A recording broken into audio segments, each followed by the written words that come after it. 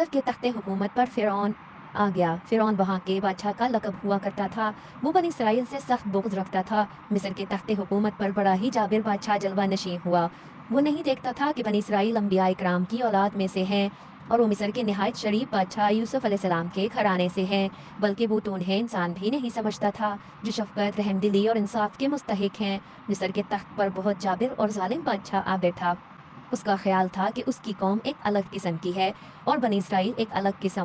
किप्ती बादशाहों की किस्म के लोग हैं जो हुक्मरानी के लिए ही पैदा हुए हैं, जबकि बनी इसराइल गुलामों की नस्ल है और वो पैदा ही खिदमत के लिए हुए हैं।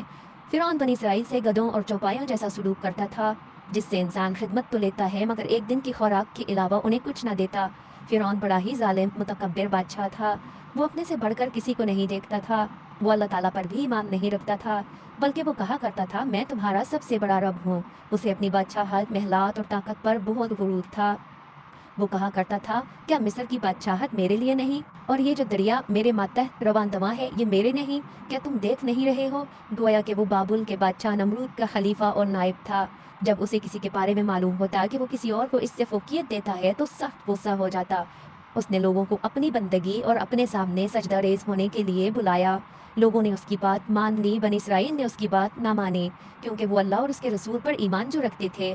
चुनांचा बनी इसराइल पर फ़िरौन सख्त आग बिगोला हुआ।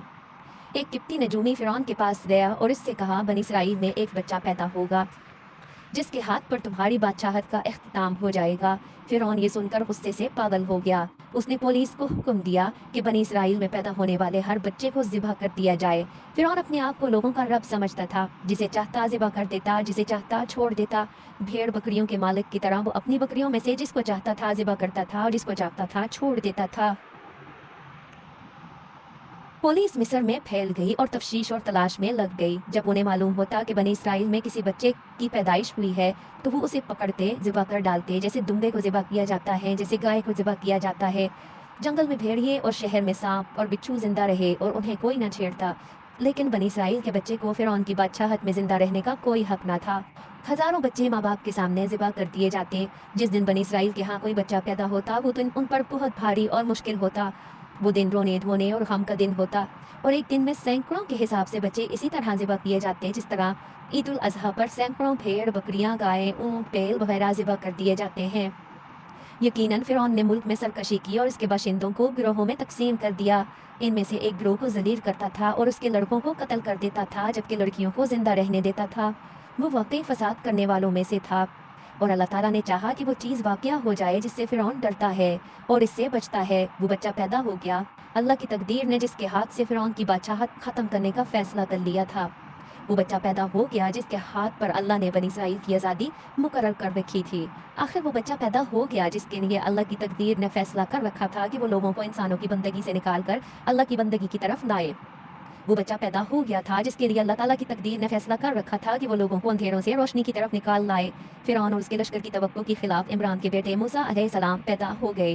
मूसा अलैहिस्सलाम पुलिस और निगरान फोर्स की ख्वाहिशात के बरअक्स 3 माह तक रहे, लेकिन मूसा अलैहिस्सलाम की माँ अपने खूबसूरत बच्चे के बारे में खौफजदा रहती। वो कैसे न डरती जबकि बच्चों का दुश्मन घात लगाए बैठा था। वो खौफजदा क्यों ना होती जबकि पुलिस ने उनके खानदान से कितने ही बच्चों को माओ की गोद से उचक लिया था कि पुलिस ने उनके खानदान से कितने ही बच्चों को माओ की गोद से उचक लिया था।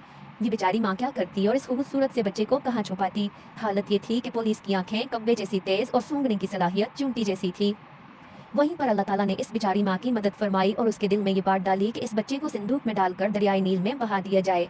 अल्लाह अकबर! एक शफीक माँ अपने बच्चे को कैसे संदूक में रखे और उसे दरिया में कैसे डाल दे? बच्चे को संदूक में दूध कौन पिलाएगा? बच्चा संदूक में सांस कैसे लेगा? मेहरबान माँ ने ये सब बातें सोची, लेकिन फिर अल्लाह ताला पर भरोसा कर लिया और उसकी वही पर एतमाद किया। बच्चे के लिए संदूक से भरकर कोई घर महफूज ना था। यहाँ पर हर जगह पुलिस है, बच्चों के दुश्मन घात लगाए बैठे हैं, पुलिस की कब्बे जैसी आंखें और चूंटी जैसी नाक है।